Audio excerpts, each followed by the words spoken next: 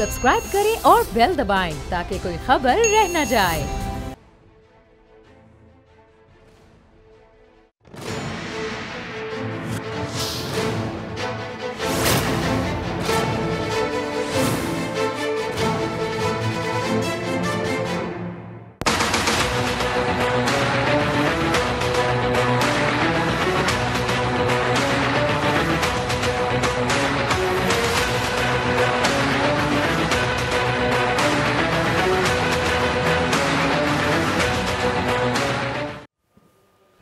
अस्सलाम वालेकुम, मैं हूं नूरुल आरफीन सिद्दीकी और आप देख रहे हैं मेरी जंग।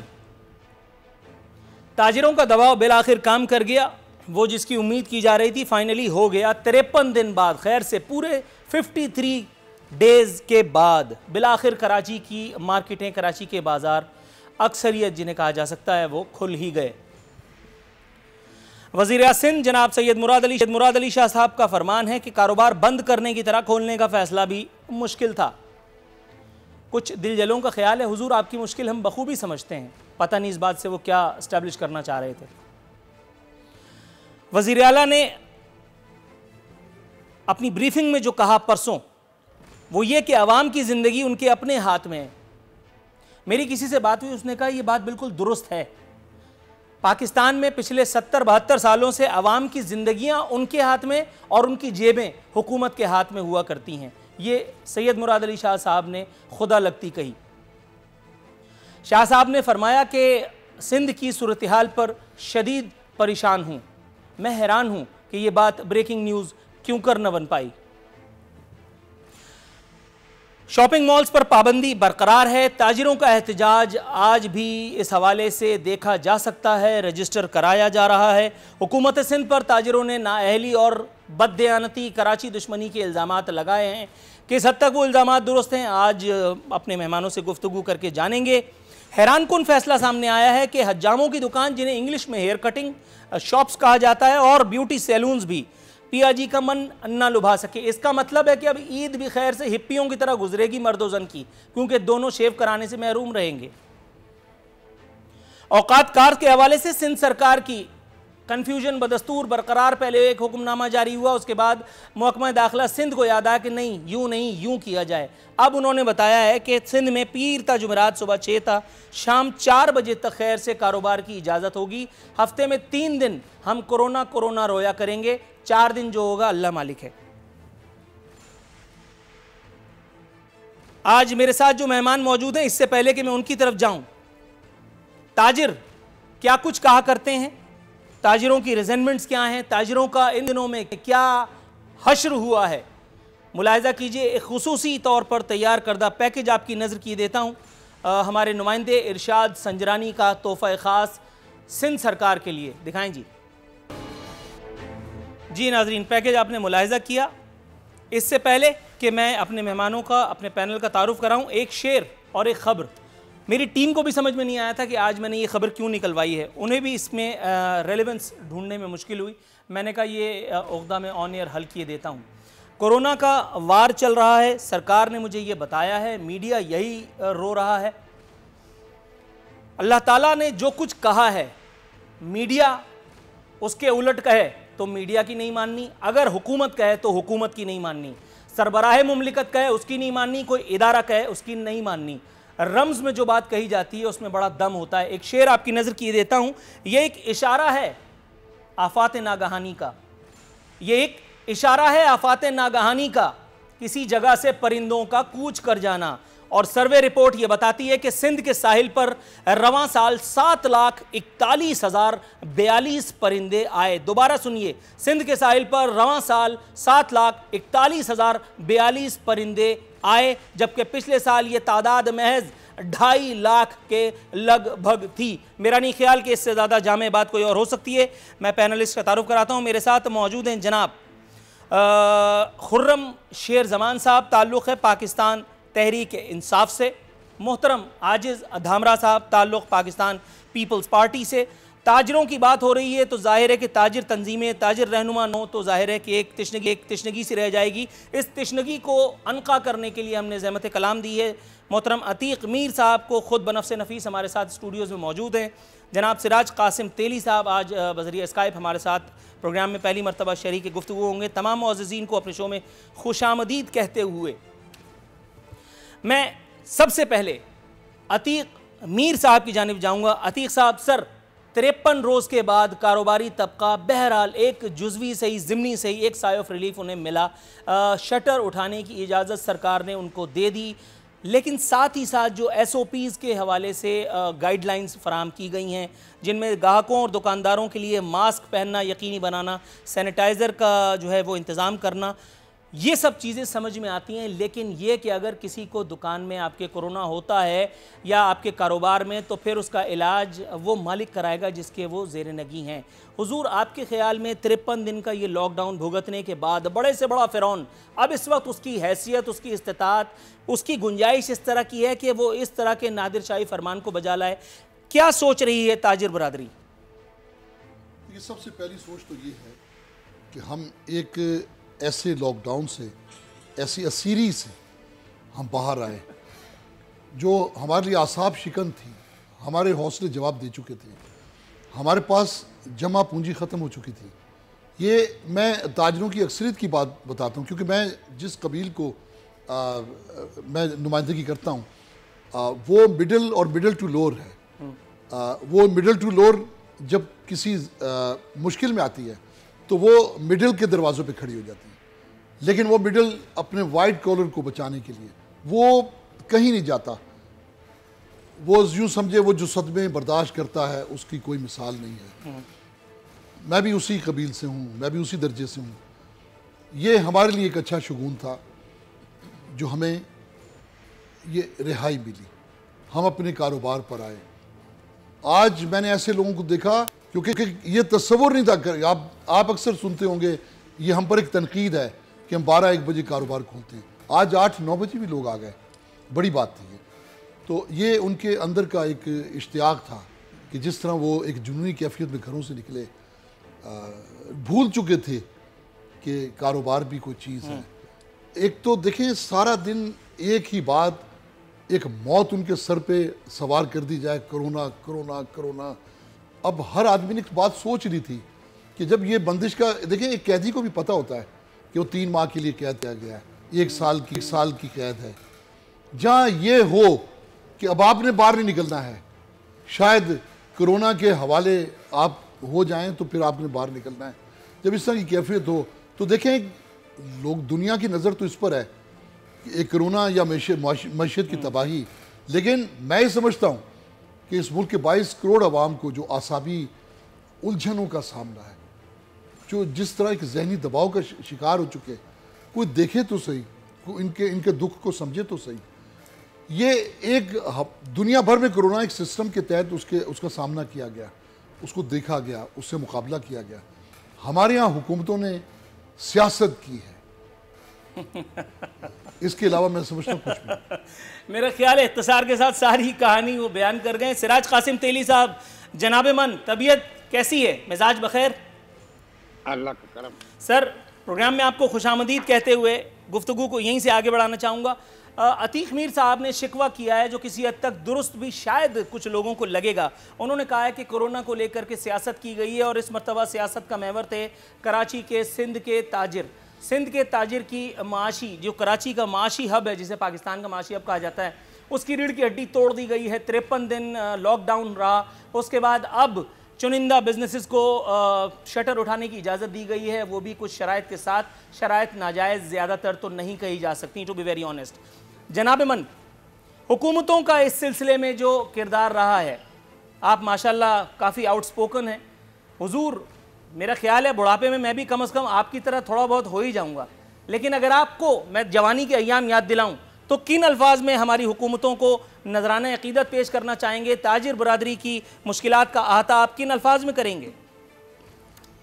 बिस्मिल्लाहिर्रहमानिर्रहीम। आरफीन साहब, सबसे पहले तो बहुत शुक्रिया कि आपने बुलाया। पहली बात तो ये है कि देखे, एक बात हम और आप सब समझ ले, मैं सियासत नहीं कर रहा, सब यहाँ बैठे हुए आपके साथ, सब मेरे दोस्त हैं, जानने वाले हैं, कोई मसला नहीं है।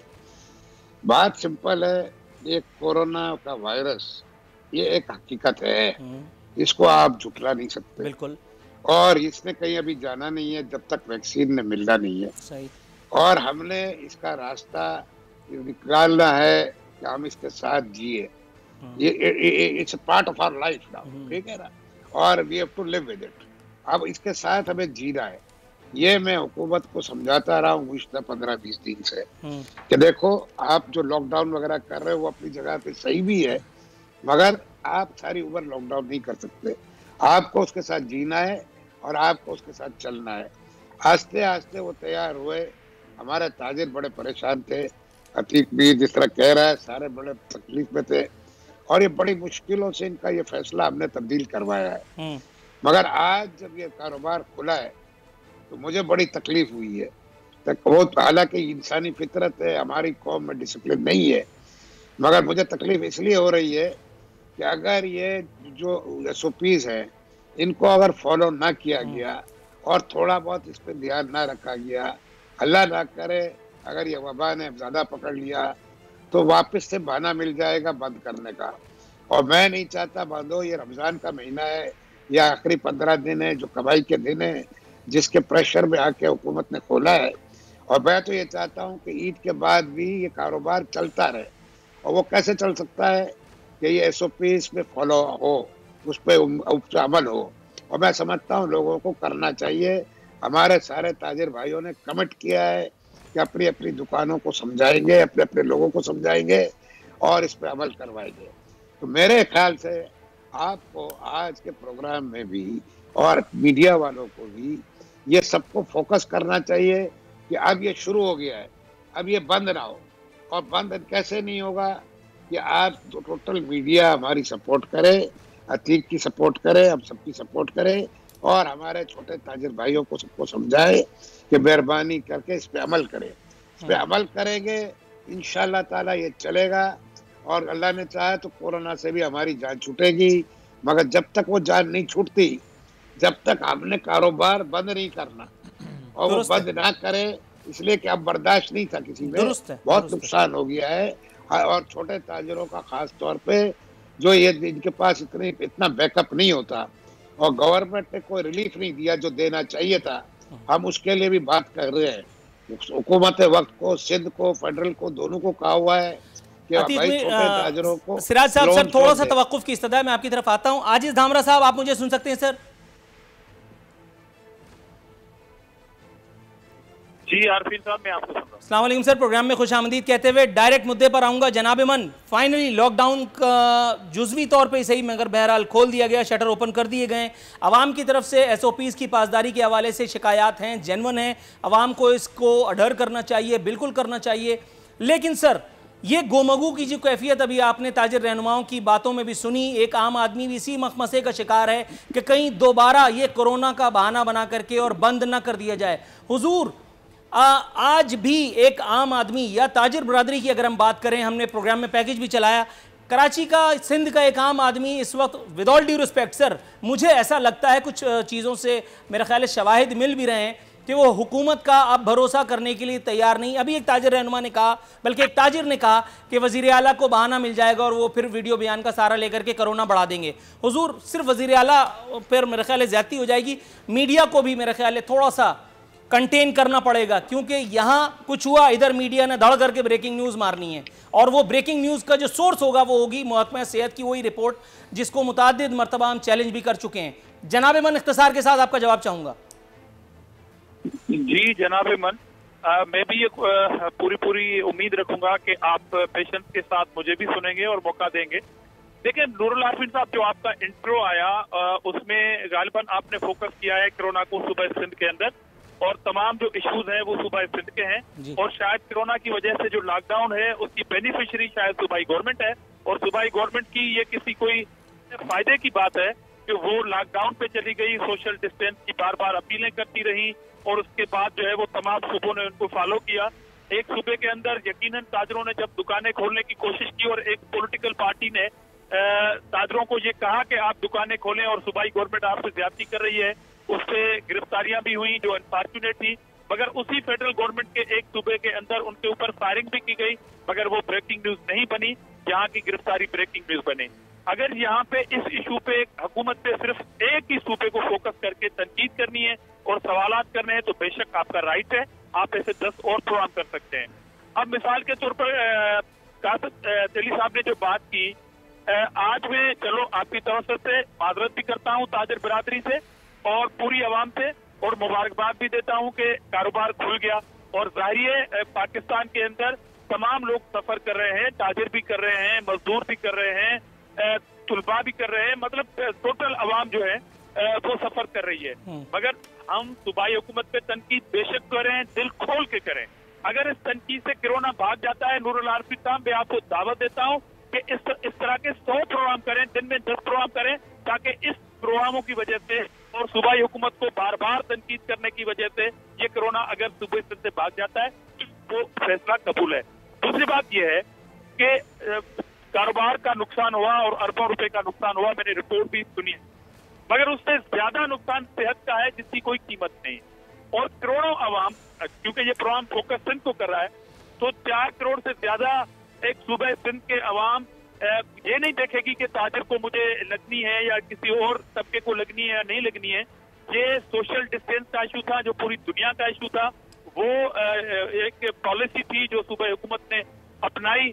मगर अनफॉर्चुनेट पेश ये किया जा रहा है केस कि शायद ताजर दुश्मन सिंध दुश्मन है, अवाम दुश्मन सिंध दुश्मन है, मजदूर दुश्मन सिंध दुश्मन है। मैं निहायत माजरत के साथ मैं इंटरवीन करने की इजाजत चाहूंगा। आपने जो कहा, एहतराम के साथ आखिरी बात कर लूं, निहायत ही एहतराम के साथ, और मैं खामोशी से फिर सुनूंगा सबको। अच्छा, दूसरी बात यह है कि ये अब पोर्शन जो है वो ओपन हो गए।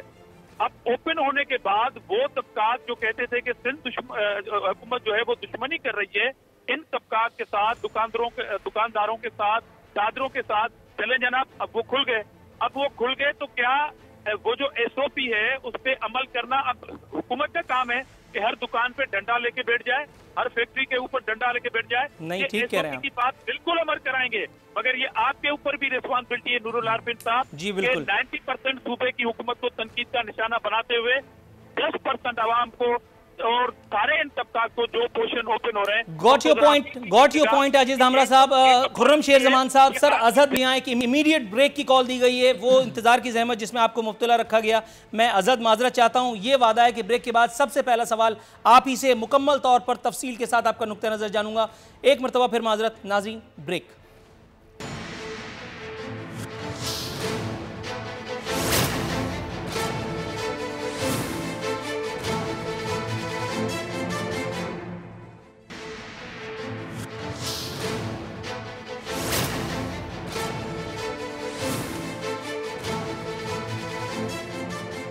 वेलकम बैक नाजरीन। बदस्तूर हमारे मेहमान हमारे साथ मौजूद हैं। स्ट्रेट अवे जाऊँगा खुर्रम शेर जमान साहब के पास। कराची डिवीज़न पाकिस्तान तहरीक इंसाफ के सदर हैं, मेंबर प्रोविंशियल असम्बली। खुर्रम शेर जमान साहब, सर प्रोग्राम में आपको खुशामदीद कहते हुए मैं स्ट्रेट अवे मुद्दे की बात करूँगा। आपका एक बयान मेरे सामने मौजूद है। आपने कहा कि वज़ीर आला की प्रेस कॉन्फ्रेंस झूठ पर मबनी थी। मज़ीद आपने फरमाया कि सिंध हुकूमत की वजह से सिंध के अवाम को नाकाबिल तलाफ़ी नुकसान हुआ। जो मरता है उसे कोरोना का शिकार दिखा देते हैं। पीपल्स पार्टी की सिंध दुश्मनी को तारीख़ में लिखा जाएगा। सर मैं कुछ कन्फ्यूज़ आ गया हूँ, मुझे थोड़ा सा रहनुमाई फरमाइए। पीपल्स पार्टी तो सिंध के हुकूक़ की अलमबरदार नहीं है। ये पीपल्स पार्टी को माशाल्लाह लोगों ने ही वोट दिए हैं। पीपल्स पार्टी का मुंतखब एक वज़ीर आला है। पीपल्स पार्टी की सिंध दुश्मनी, जो मरता है उसे कोरोना का शिकार दिखा देते हैं, ये तो ज़रा कुछ कहिए सर।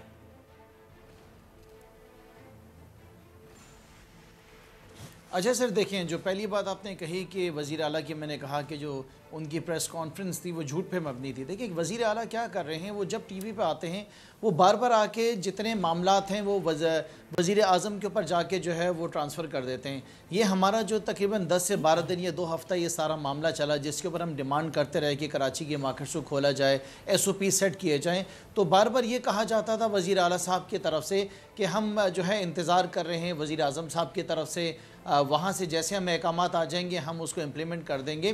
तो बेसिक जो मैसेज सूबे सिंध के अंदर आवाम को दिया जा रहा था बार बार लॉकडाउन से रिलेटेड, वो ये दिया जा रहा था कि वफाक की तरफ से मुश्किलात हैं, वफाक की तरफ से डिलेज़ हैं, जिसकी बिना के ऊपर हम फैसला नहीं कर पा रहे हैं। हमारा बार बार ये कहना था कि जब आपने लॉकडाउन करा था तो उस वक्त आपने वज़ीर आज़म से पूछा नहीं था, आपने अपनी मर्ज़ी से लॉकडाउन किया था, लिहाजा आप SOPs बनाएं। 18 से 22 दिन लगे इनको SOPs बनाने में। 22 दिन पहले इन्होंने कहा था और अल्लाह अल्लाह करके इन्होंने मार्केट्स खोलिए।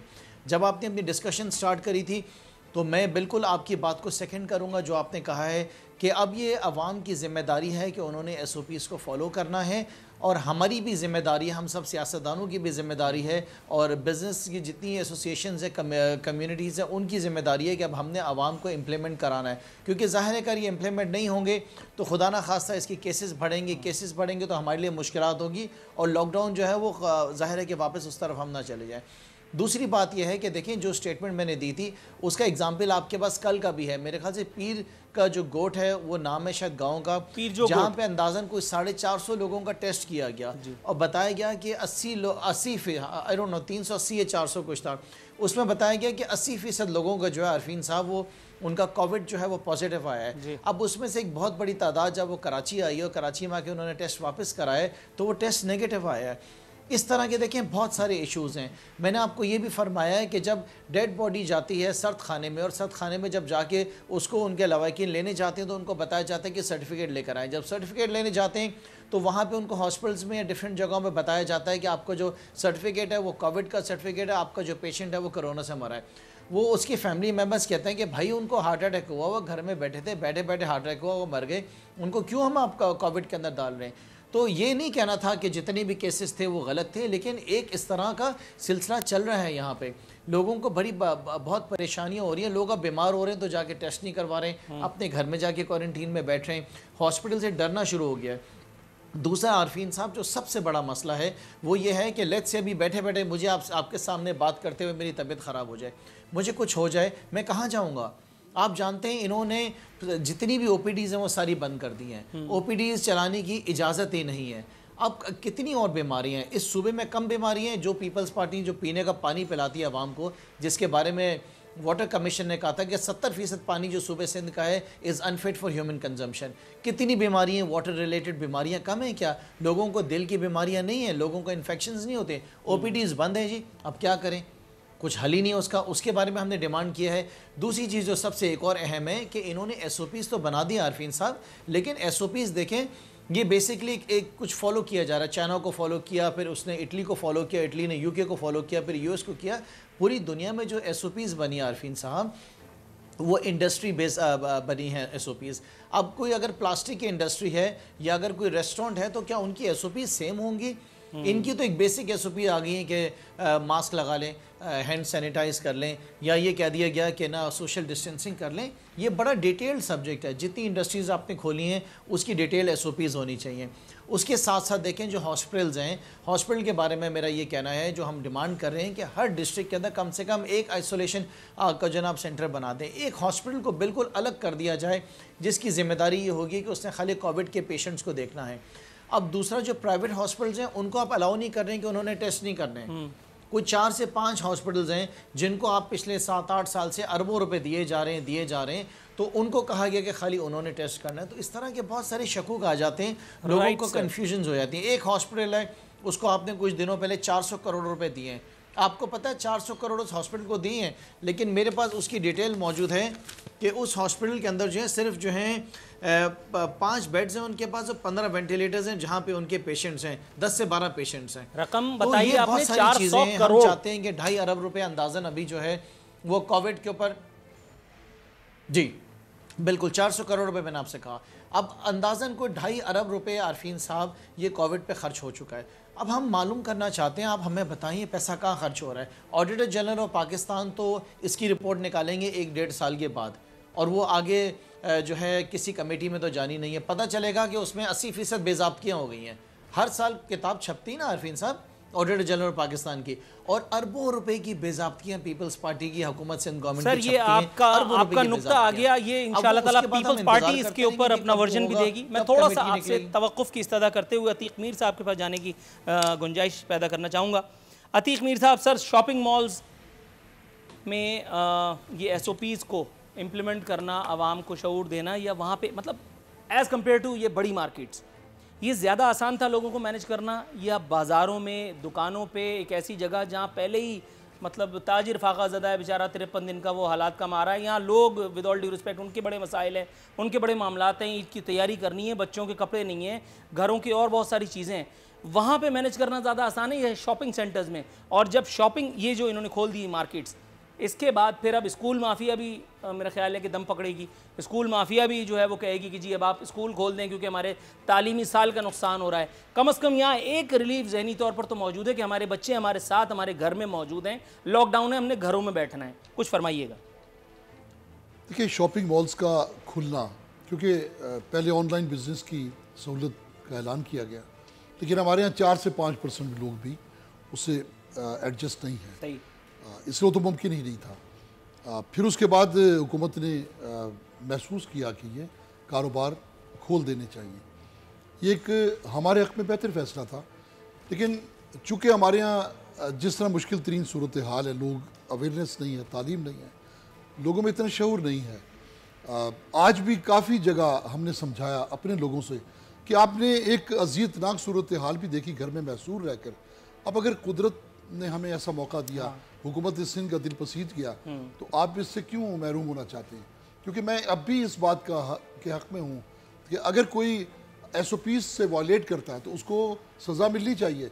क्योंकि जिस मुल्क का एक कल्चर हो कि कितना भी जदीद सिग्नल लगा हो, 4-6 सिपाही चाहिए, वरना सिग्नल तोड़ने का कोई मौका नहीं छोड़ते। बिल्कुल, बिल्कुल। तो ये सबब है कि मैं आज भी, मुझे ज़िम्मेदार हुकूमती इंतज़ामिया के भी कॉल्स आई, तो मैंने उनसे कहा ये चूँकि पहला दिन है तो पहले दिन हम देख लेते हैं, 2 से 3 दिन लोगों को आप दें कि वो इसमें एडजस्ट हो जाएं।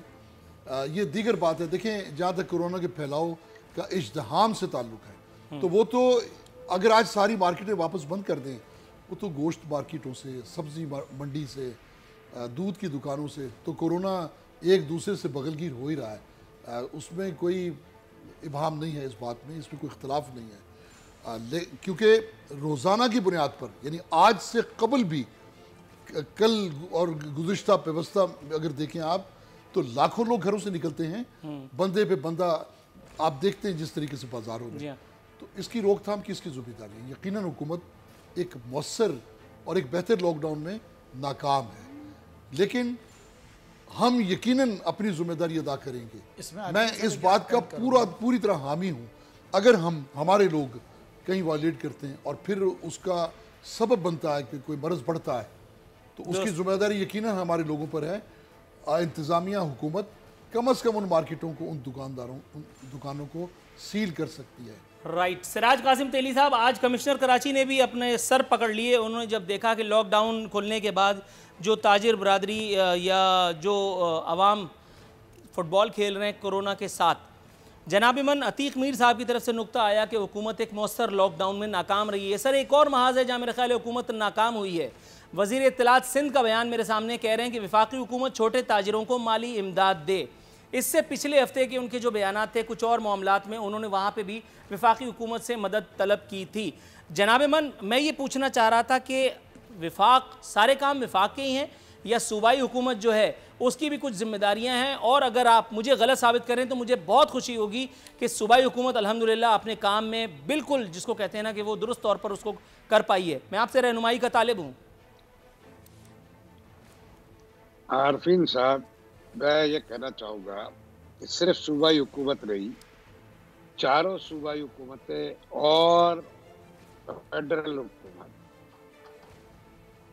हर कोई जो काम कर रहा है वो मेरे साथ सही कर रहा है। इसलिए सही कर रहा है, ये कोरोना का कोई तजुर्बा पुराना नहीं था किसी को।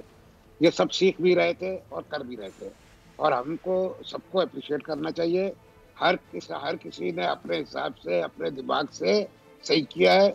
और देखें, मैं कल भी गया, परसों जब हम लोगों ने ये फैसले करवाए और ये अतीक मीर गवाह है, मैंने वहाँ भी कहा है कि देखो, अगर जो हमारे मुल्क में जो भी लोग जितने भी हुए हैं, उसकी वजह से हमारी हालत दुनिया के मुकाबले में बेहतर है। और हालांकि एक आदमी भी मर जाए वो सही नहीं है, और जान है तो माल है। हमने कारोबार अगर करना है तो हमने अपनी जानों की हिफाजत भी करनी है, और उसका इलाज सिर्फ यही है कि हम SOPs को फॉलो करें। वहां बैठे हुए 100 से ज्यादा ताजिरों ने, अतीक मीर इंक्लूडेड, सब ने हाथ उठा के ये कमिट किया है कि हम इसको फॉलो करेंगे और करवाएंगे। और देखें, इसमें दो राय नहीं है और दो राय होनी भी नहीं चाहिए कि हम सब चाहते हैं कि कारोबार चले, मगर साथ साथ हम ये भी चाहते हैं कि अपनी जान की हिफाजत करें।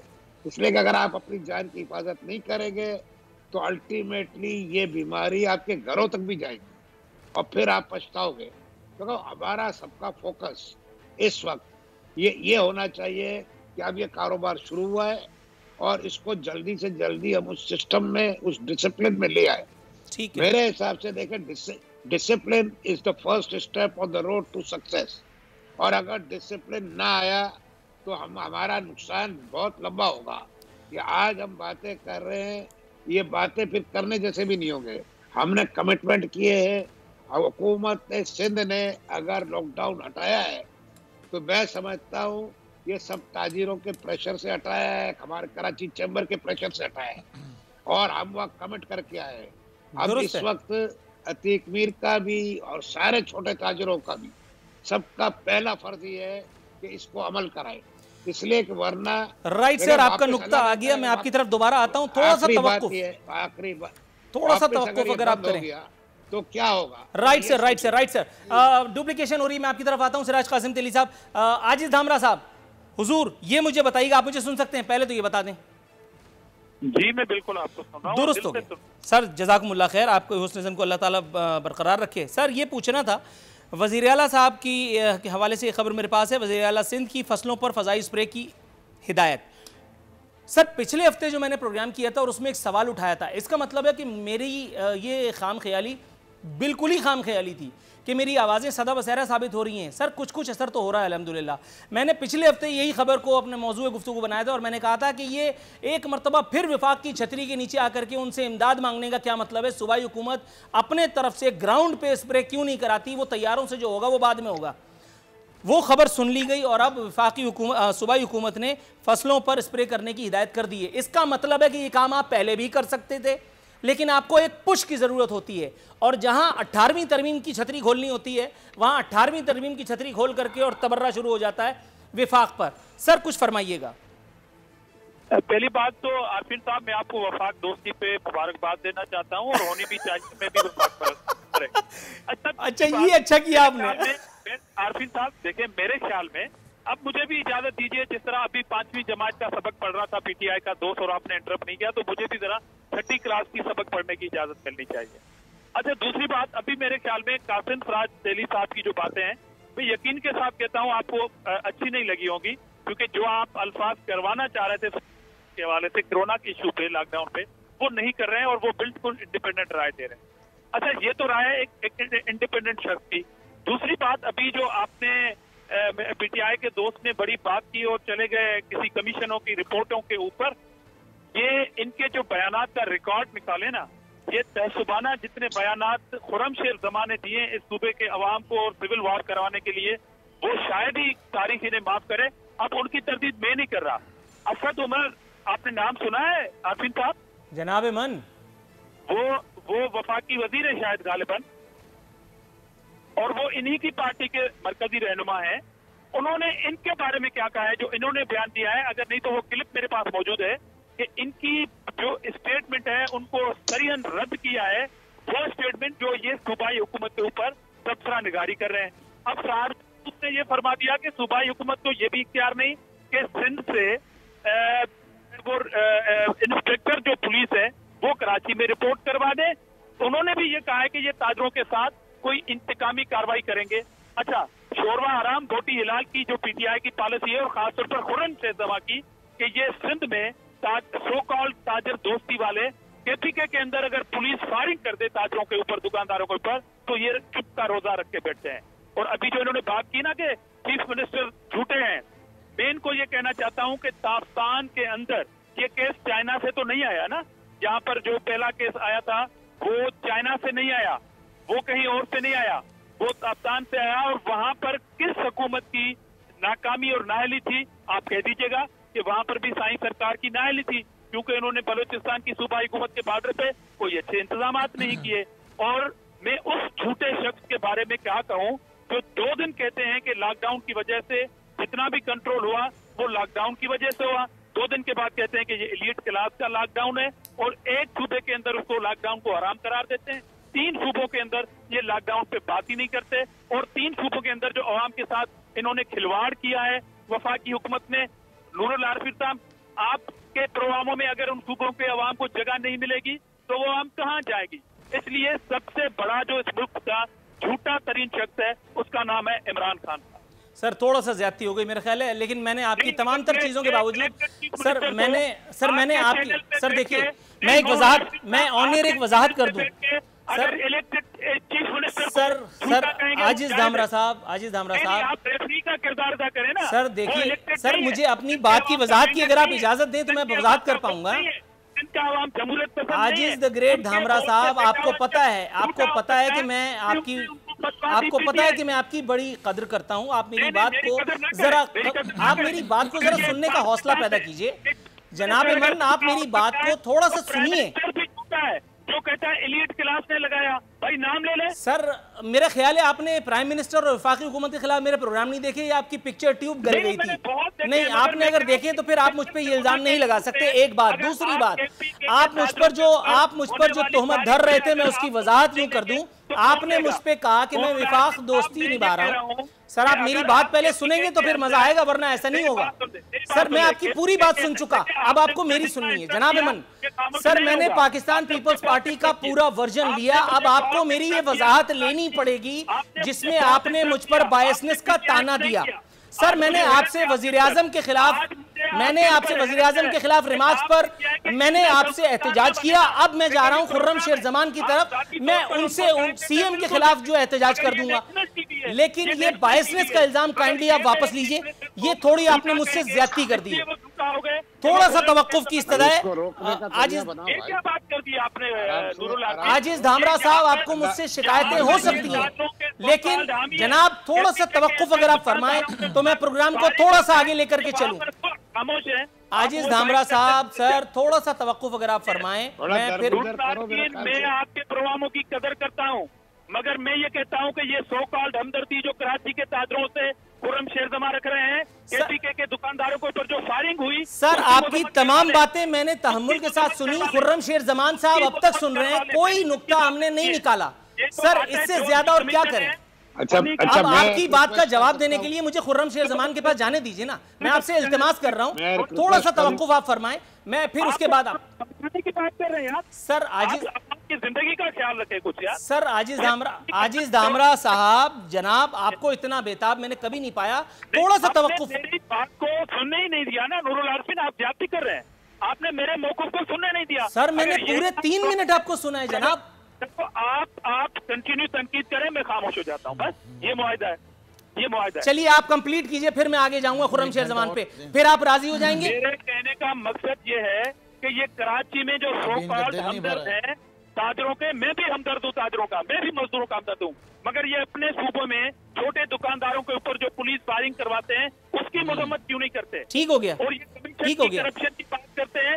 ये बन्नी गाला में जो चोरों को बचाने की कोशिश की जा रही है, चीनी चोर, आटे चोरों को, ये उसमें सर आपका नुक्ता आ गया आजिज धामरा साहब। अब थोड़ा सा तवक्कुफ की इस्तदा, अब उम्मीद है कि आप ताउन फरमाएंगे। मैं आपकी तरफ आता हूँ। खुर्रम शेर जमान साहब, सर सबसे पहले तो वजाहत आपने देनी है। आजिज धामरा साहब ने जो नुकात उठाए उसके हवाले से, सीएम सिंध के हवाले से आपने जो जुमला कहा सर, वो हालांकि वो आपने मेरे प्रोग्राम में नहीं कहा था सर, थोड़ी सी हालांकि वो आपने मेरे प्रोग्राम में नहीं कहा था। मैं आजिज धामरा साहब की मालूमात के लिए बात बता देता हूं कि मैंने वो अखबार से छपी छपाई ये खबर, वो आपने कहीं बयान दागा होगा, वो मेरे पास पड़ी हुई थी, मैंने वो कोट किया। अब उस पर सर मैं सदा एहतजाज बुलंद करते हुए, जो एक मुंतखब सीएम के खिलाफ आपने कहा, जो मेरा फर्ज था मैं उसको अदा करते हुए अब मैं सवाल दाग रहा हूं। मेरा सवाल जरा सुनिए और उसके बाद अगर आप जवाब दे सकें। सर बिलावल भुट्टो साहब का कहना है कि वज़ीर आज़म अपनी जिम्मेदारी पूरी नहीं कर रहे। वज़ीर आज़म साहब जो वज़ीर सेहत भी आज भी असम्बली में मौजूद नहीं थे, हालांकि उन्हें इस ऐवान में पता नहीं आगे कुछ गलत उर्दू लिख दी है, अखबार है, बहरहाल इंसान अगलात का पुतला है। सर ये बात दुरुस्त तो है, बिलावल भुट्टो साहब का ये एतराज़ कोई बहुत ज़्यादा गलत तो नहीं है कि इस वक्त इतने क्रिटिकल टाइम में जो असम्बली का ये सेशन हो रहा है, इस वक्त इससे ज़्यादा और कोई ज़रूरी चीज़ हो नहीं सकती थी। वो क्या मामला था कि जिसकी वजह से वज़ीर आज़म साहब आज दर्शन न दे पाए? और दूसरा, आजिज़ धामरा साहब की बात की वजाहत आपसे चाहूँगा।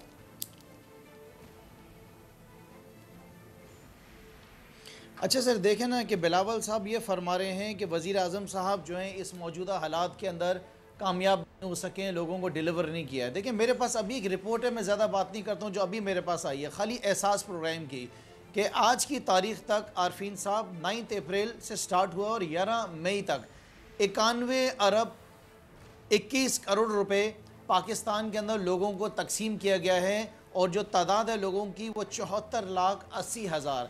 आज तक अभी पाकिस्तान की हिस्ट्री में 5 बार हुकूमत आई है पीपल्स पार्टी की, इनकी वफाक के अंदर भी हुकूमत रही है। आज तक कोई ऐसी हुकूमत आई कि जिसने इतनी बड़ी तादाद में इतने लोगों को इतनी बड़ी रकम आज तक दी है। देखिए पूरी दुनिया आज वज़ीर आज़म साहब की तारीफ कर रही है, पूरी दुनिया कर रही है। बिल गेट जैसा इंसान जो है वो सर, आजिज़ धामरा साहब सर ये जरा थोड़ा सा प्रोटोकॉल को फॉलो कर लीजिए। आपकी बात हमने पूरी सुनी, अब आप पूरी बात तारीफ की जाए, वो तारीफ जो है जितनी भी की जाए, जितनी भी तारीफ की जाए एहसास प्रोग्राम की, वो कम है। ये मैं नहीं कह रहा हूँ, ये बिल गेट जैसे कह रहे हैं। दुनिया में जो बड़े बड़े वजीर आजम हैं वो इस प्रोग्राम को फॉलो करने की सोच रहे हैं। देखिए वजीर आजम साहब की क्या सोच है, उनकी सोच है कि पाकिस्तान को मदीना की रियासत बनानी है। देखिए पीपल्स पार्टी का जो एम है वो सब जानते हैं इनका एम क्या है। ये सिंध को कहाँ लेकर गए हैं, इन्होंने सिंध का हाल क्या किया है। ना आवाम के पास आरफीन यहाँ पे पीने का पानी है, ना स्कूलों में तालीम है, ना अस्पतालों के अंदर इलाज है, ना अमन व अमान है। ये मैं नहीं कह रहा हूँ, ये सारी रिपोर्ट्स कह रही हैं। जैसे कि फॉर एग्जांपल वाटर कमीशन ने कहा कि सूबे सिंध में 70% लोगों के पास जो पीने का पानी है is unfit for human consumption. आज की तारीख में भी इनके पास कुत्तों की वैक्सीन्स नहीं है। कुत्ते मरते रहे और कुत्ते बच्चों को काटते रहे, बच्चे मरते रहे लाड़काना में। ये मेरी रिपोर्ट नहीं है, ये बोल टीवी ने भी रिपोर्टिंग की है। थर के अंदर बच्चे मरते रहे, इन्होंने क्या किया। लाड़काना में लोगों को एड्स हो गए, इन्होंने क्या करा। मैं आपको बताऊं, मैं पूरी किताब लिख सकता हूं पीपल्स पार्टी के ऊपर। मेरी कोई ज़ाती दुश्मनी नहीं उनसे, मेरे लोग हैं। मैं सिंध के लिए आवाज़ उठाऊंगा। अगर केपी में कोई चीज़ गलत हो रही है, आपकी अपोजिशन है ना, पंजाब में आपकी अपोजिशन है, आप पंजाब में हमारी गवर्नमेंट के खिलाफ आवाज़ उठाएं। लेकिन आरफीन साहब, अगर मैं सूबे सिंध में अगर कोई नालायकी हो रही है, कोई गलत चीज़ हो रही है, मैं चुप होकर बैठ जाऊं सिर्फ इस वजह से कि पंजाब में भी हो रही है। ये कहाँ दुनिया का असूल है, यही लड़ाई है। देखिए मैं जिम्मेदार हूँ सूबे सिंध का, मुझे सूबे सिंध के लोगों ने इलेक्ट करा है। अगर सूबे सिंध में धामरा साहब थोड़ा सा मैं कहूँगा, मैं खामोश नहीं हूँगा, मैं अपनी आवाज़ उठाता रहूँगा। मैं आपकी आवाज से नहीं डरता हूँ, मैंने आवाम को जवाब देना है। मैं सिर्फ और सिर्फ खुदा से डरता हूँ। हाँ, अगर मुझसे कहीं गलती हुई है, कोई बात मैंने गलत कही है, मैं उसके ऊपर आपसे माजरत करूंगा। लेकिन ये कह देना आजिज़ धामरा साहब उनकी तरफ से माजरत आ गई, सर माजरत कबूल फरमाइए। ये चीज एक्सेप्टेबल नहीं है। राइट आजिज़ धामरा साहब, मेरा ख्याल है कि सर अब आपको माजरत कबूल कर लेनी चाहिए। अब आपको भी वुसअत नजरी और फरागदिली का सबूत देना होगा। सर मैं इनसे पूछना चाहता हूं कि पूछने में मसला है सर। आप पूछने में जाएंगे ना तो फिर आप लोग पर्सनल हो जाएंगे, फिर बड़े मामलात हैं। ये इंटरव्यू मुझे कंडक्ट करने दीजिए। ये पूछने पाछने का चक्कर छोड़िए। आपने जो एतराज किया मैंने उसका जवाब लिया, उन्होंने माजरत कर ली। आप क्या जान लेंगे, मतलब थोड़ा सा तवक्कुफ कीजिए। खुर्रम शेर जमान साहब थोड़ा सा तवक्कुफ कीजिएगा। आजिज़ धामरा साहब सर प्रोग्राम को वाइंड अप की तरफ ले जाना, थोड़ा सा ताउन फरमाइए सर। इंतहाई इख्तिसार के साथ अतीक मीर साहब, सर ताजिर बरादरी के मामलात का हल आप क्या देख रहे हैं? कोरोना को काबू पाने के लिए अवाम से ताउन की अपील हम कर चुके हैं। इंतहाई इख्तिसार के साथ सिंध गवर्नमेंट से और क्या कुछ आप ताउन चाहते हैं? मैं सिंध की आवाम से मुल्तमिस हूँ कि रमज़ानुल मुबारक में दुआओं की मकबूलियत के जितने भी लम्हे हैं, अल्लाह से ये दुआ करें कि वफाक और सूबा सिंध के दरमियान मुफाहमत की सियासत हो जाए। अगर ये दुआ कबूल हो गई तो फिर वफाक और सूबा सिंध हमारे लिए कुछ बेहतर कर सकेंगे।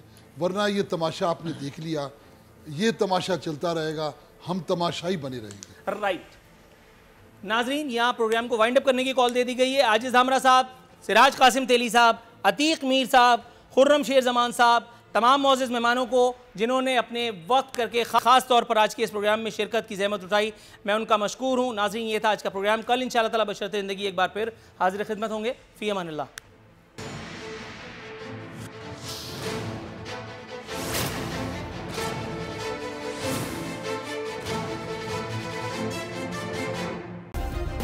सब्सक्राइब करें और बेल दबाएं ताकि कोई खबर रह न जाए।